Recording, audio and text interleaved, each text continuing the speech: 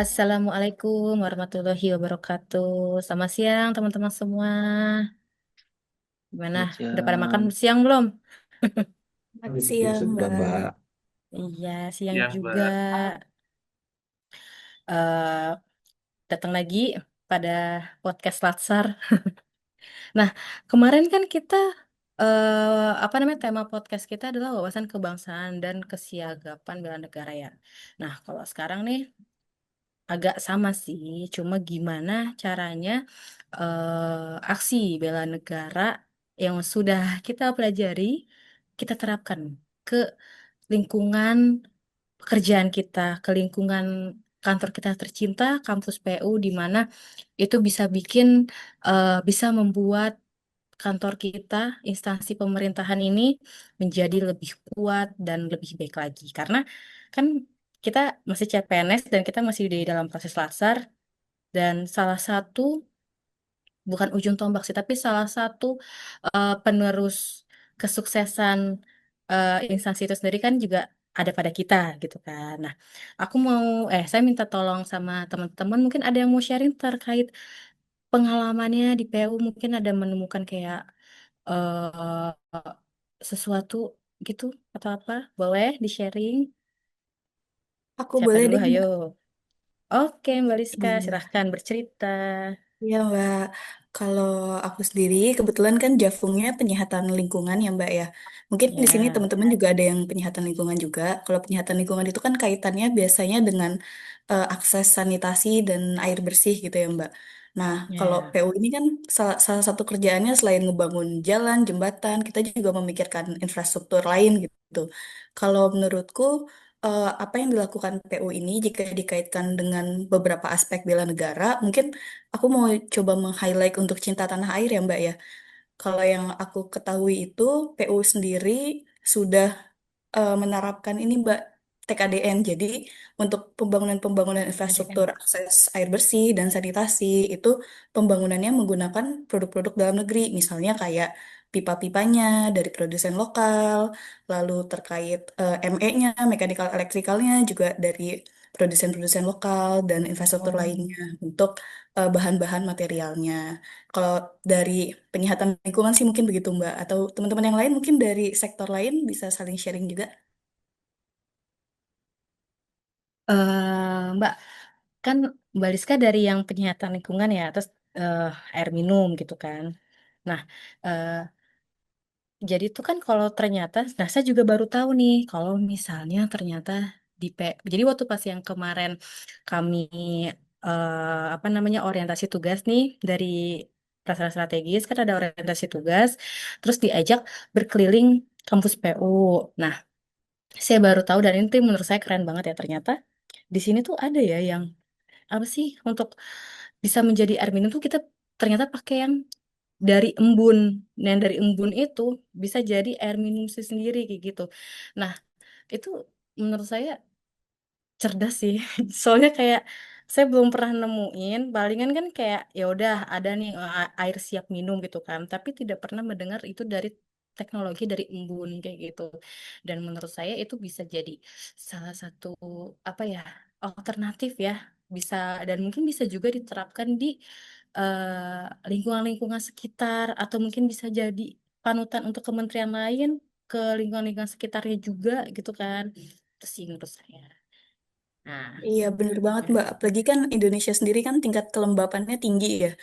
Jadi betul. dari tingkat kelembapan tinggi itu kan kita bisa Mm-mm. memanfaatkan, kita pakai teknologi. Jadi nggak cuman air laut aja. Kalau yang kita kenal kan biasanya kalau di daerah air laut itu pakai reverse osmosis ya. Ternyata ada banyak Mm-mm. nih teknologi untuk mengubah menjadi akses air minum, reverse osmosis, teknologi embun, teknologi pengolah air hujan, dan lain-lain. Mungkin itu sih, Mbak, kalau dari infrastruktur penyihatan lingkungan. Oke, oke. Wah, keren banget sih. Berarti ini masih satu line ya sama yang saya temukan di kantor PU Pusat yang apa namanya ada teknologi embun itu airnya. Oke, yang lain, teman-teman yang lain ada yang mau itu bercerita atau mungkin ingin bertanya ke Mbak Rizka atau apa? Boleh dipersilahkan. Eh, dari saya sih, Mbak Mega, Ya, gimana Mas Freddy? Jadi ini masih menarik juga sih soal teknologi mengenai air minum dari embun. Nah, Mm-mm. pengalaman saya kemarin itu saya kerja dengan perusahaan China. Ya, Nah, kalau dikaitkan dengan eh, sikap bela negara, di mana kita sebagai, terutama kita sebagai ASN, untuk kemajuan instansi dan kemajuan bangsa, ya kita wajibnya kan menambah pengetahuan, belajar lebih banyak hal baru. Menurut saya, kalau untuk saat ini, kiblat dunia konstruksi itu malah mengarah ke China sana. Bagaimana kita lihat orang-orang di sana membangun sesuatu, mereka sampai bangun rumah sakit cuma 8 hari, terus mereka bangun jembatan yang tidak masuk akal, buat kita lihat, oh ini kok bagaimana konstruksinya kok bisa berdiri seperti itu ya. Terus kita bisa lihat mereka bangun eh, jembatan layang yang bahkan menyelam masuk ke dalam air. Kaget juga saya lihatnya mereka. Saya pernah waktu kerja di pabrik sana itu, dalam pengaspalan pun di dalam pabrik itu diaspal, dibeton dulu kemudian diaspal. Nah, kenapa di Indonesia saya lihat kok aspalnya sebentar-sebentar rusak, cuma 10 tahun, tidak sampai 10 tahun rusak lagi. Nah, saya lihat mereka sudah berjalan 7 tahun, tidak ada sama sekali rusak-rusak aspalnya. Seperti itu sih maksud saya, kalau kita belajar lebih lebih ini tentang hal-hal baru, atau mungkin ada teman-teman yang berkesempatan dapat LPDP, mungkin bisa dicoba untuk China itu sendiri. Karena memang menurut saya teknologinya bagus, dan dari sisi sumber daya manusianya, kalau kita lihat orang-orang China itu, mereka itu sangat nasionalis. Yang namanya eh, bendera atau mengenai negara, itu mereka sangat sangat concern lah hal-hal seperti itu. Jadi itu sih yang saya pelajari dari mereka, Mbak. oh gitu. Tapi Mas Freddy, maaf aku mau nanya. Mas Freddy di perusahaan Cina, berarti perusahaan Cina yang ada di Indonesia? Betul, betul. Apa? Perusahaan Oh, perusahaan China yang kerja di Indonesia, tapi itu sekelas BUMD. Di China BUMD, tapi gue ah, internasional. oh baik baik baik. Tapi kan kayak misalnya tadi Mas Freddy bilang apa namanya? Kenapa? Jadi kayak di sana di Cina sana kayak misalnya bisa membangun rumah sakit dalam berapa hari kayak gitu kan infrastrukturnya sungguh sangat sangat cepat kayak gitu kan. Nah, tapi menurut sepengalaman Mas Freddy, kenapa mereka bisa sangat cepat? Maksudnya kayak apa memang apa bahan apa yang mereka gunakan gitu bisa mereka tuh bisa sangat sangat cepat. Mereka lebih ke teknologi sih, Mbak. Jadi kayak Oh, teknologi. ya teknologi yang dimanfaatkan dengan baik, dan terus sumber daya manusianya yang memang kompeten di bidang itu. Kayak kemarin itu ada pengaspalan yang menggunakan drone dan robot. Jadi kan otomatis memangkas biaya biaya manusia kan, biaya Iya, penggajian iya. buruh misalnya. Sangat banyak biaya Mm-mm. yang bisa dipangkas. Aspal di pengaspalan pakai drone dan robot. Wih, gila ya. Sudah sangat-sangat go internasional teknologi ya. Oke, ini seru banget juga nih ceritanya Mas Freddy. Nah, teman-teman yang lain ada yang mau menanggapi ceritanya Mas Freddy? Mungkin sedikit Mungkin. nambahin juga Mbak. Oh, silakan. Iya. Aku mau nambahin, kan sebelumnya saya juga pernah kerja di perusahaan Cina, Oh, konstruksi lagi. oke. Oh, Nah, baik. Terus memang gimana Mas? Hmm. etos kerja mereka itu memang baik. Jadi salah satu yang bisa ditiru dari mereka itu etos kerja yang baik. Jadi memang benar-benar mereka itu memang benar-benar kerja gitu, benar-benar Hmm. gitu. Terus dan juga untuk secara umumnya sih menurutku untuk bela negara untuk Kemen PU sendiri kita bisa menyelesaikan proyek-proyek infrastruktur yang sudah dimulai, apalagi proyek-proyek strategis nasional gitu, biar eh, proyek-proyek tersebut bisa dirasakan masyarakat. Itu sih Mbak. Iya, karena ini program kita kan banyak banget ya, ya lagi jalan tol apa yang di Sumatera Sigli ya, tol Sigli itu. Tapi itu udah selesai belum sih yang di sana udah kan ya? Yang Banda Aceh Sigli sih saat ini belum tersambung sepenuhnya ya. Dan belum dari Banda Hmm. Acehnya kayaknya belum full deh. seingatku. Ya, sekarang kita ada yang lagi berjalan juga sekolah rakyat PHTC gitu kan. Terus eh bagian yang bendungan ada lagi nggak nih yang lagi berjalan? Oke, anak orang Di SD ada Bandung nggak sih di sini? Nggak ada ya?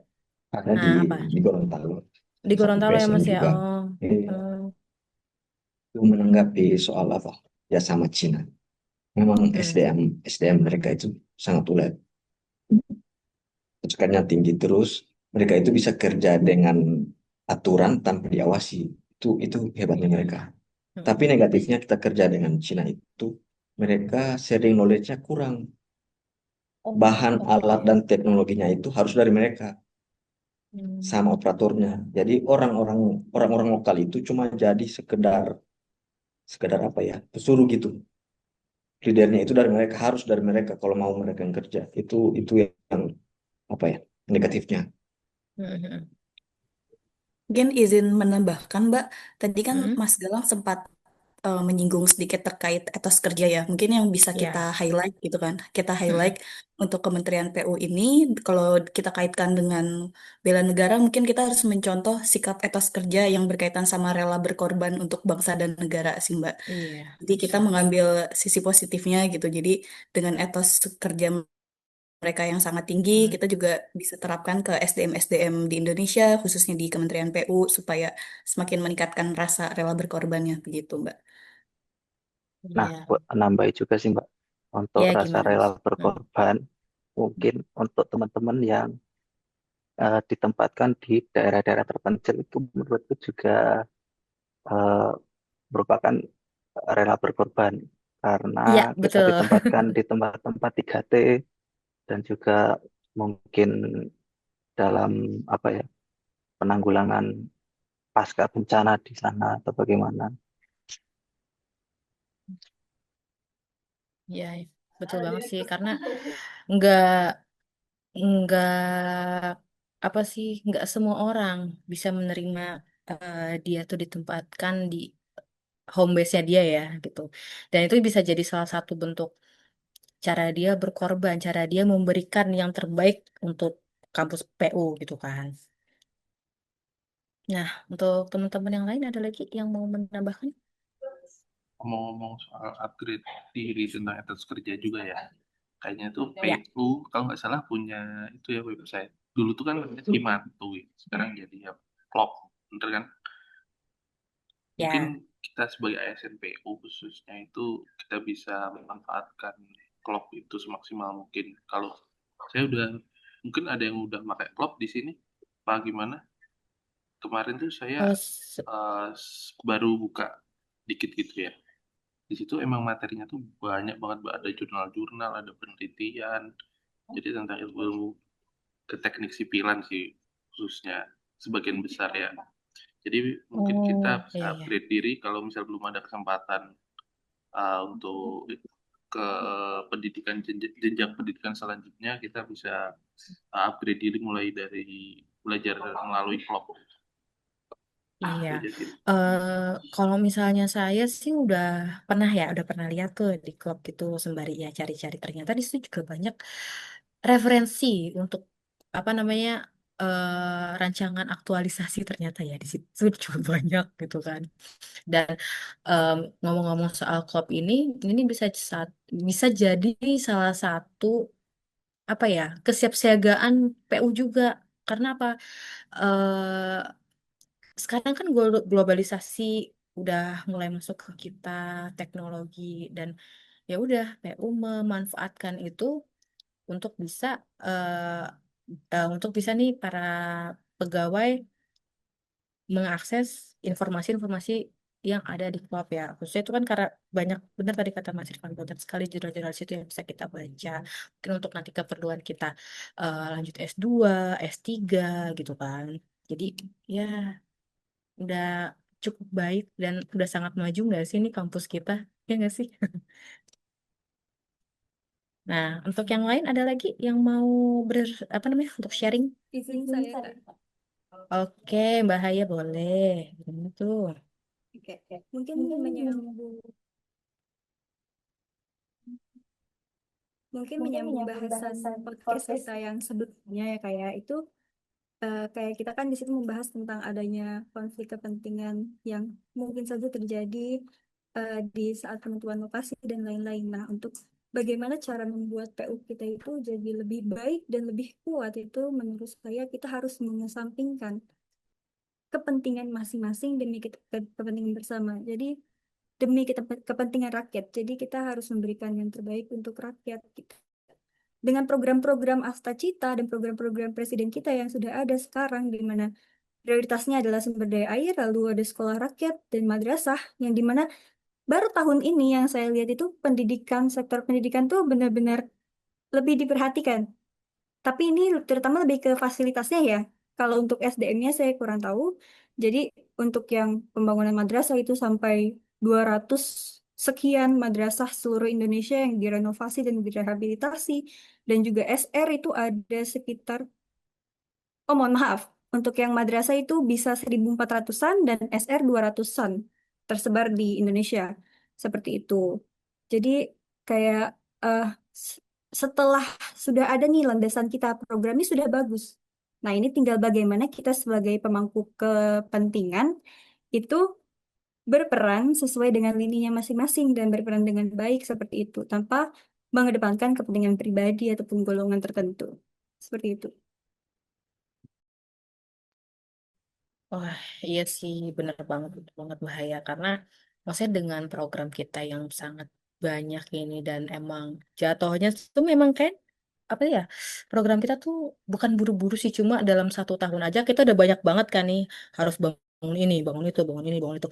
Nah, di situ juga jangan sampai ada kepentingan pribadi yang terselip di situ, ya kan? Karena kan kalau kayak gitu rawan banget gitu kan, karena tugas kita nih sebagai CPNS, sebagai PNS adalah sebagai pemersatu bangsa dan perekat masyarakat juga kan. Jadi kayak ya alhamdulillahnya udah udah mulai nggak ada ya yang kayak gitu tuh. Jadi udah semoga masih tetap stabil di situ dan akan lebih baik lagi nggak sih nantinya gitu kan. Oke, yang lain lagi ada yang mau bercerita atau ingin mendakapi bahaya? Silakan. Mungkin aku mau sedikit menanggapi yang Bahaya sampaikan sih, Mbak. Tadi Boleh. benar banget ya terkait konflik kepentingan gitu kan. Mungkin kalau kita kaitin, kita sebagai SDM Kementerian PU ini, kita harus berintegritas gitu, Mbak, untuk mengelola anggaran sama mengelola proyek-proyek yang sedang dan akan berjalan gitu kan. Nah, mengelola anggaran dan proyek ini kan salah satu apa hal yang berkaitan sama kemampuan awal bela negara gitu ya Mbak ya. Jadi kita taat Betul. hukum, kita eh, punya kesadaran gitu dalam diri masing-masing untuk berpegang teguh dengan aturan yang ada gitu sih Mbak. Iya, iya, betul banget, Mbak Rizka. Jadi emang harus ini ya, pokoknya udah deh kepentingan pribadi udah belakang aja dah. Kita karena kita melayani rakyat, kita melayani masyarakat. Jadi apa kepentingan kita ya? Kepentingan kita adalah kepentingan masyarakat, gitu kan? Nah, oke, ada yang lain? Izin apa yang memberikan suatu pengalaman. Saya itu pernah kerja bangun pipa pipa air spam, Ya, terus kan melintasi buat jembatan penyeberangan lewat sungai, terus buat buat pipa lewat jalan nasional. Itu perizinan antar sektor itu saya rasa cukup sulit. Terus kita itu kayak kita mau bangun kan, mau mau gali bahu jalan pinggir kan aspal, itu perizinan di BPJS itu sulit. Terus kalau membangun jembatan pipa mau melewati sungai itu, izin ke BWS-nya juga sulit.